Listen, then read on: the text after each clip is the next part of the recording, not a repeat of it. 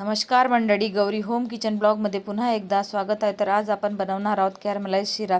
त्यासाठी आपण एका भांड्यामध्ये 1 कप रवा आणि 2 कप दूध घालून चांगल्या प्रकारे मिक्स करून घ्यायचा आहे। त्यानंतर त्यामध्ये 1 टेबलस्पून विलायची घालून घ्यायची आहे। त्यानंतर त्याला 10 मिनिटं रेस्ट करायसाठी ठेवायचं आहे।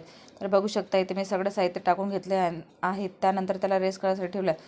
त्यानंतर एका कढईमध्ये तूप घालून आपण ड्रायफ्रूट चांगल्या प्रकारे फ्राय करून घ्यायचे आहे। त्यानंतर त्याच तुपामध्ये आपल्याला 1 कप साखर घालून चांगली कॅरमलाइज होईपर्यंत शिजवून घ्यायची आहे। त्यानंतर त्यामध्ये आपण जे मिश्रण तयार केलेलं होतं ते सुद्धा त्यामध्ये चांगल्या प्रकारे घालून आपल्याला मिक्स करून घ्यायचं आहे। तर बघू शकता इथे मी चांगल्या प्रकारे मिक्स करून घेतलेलं आहे।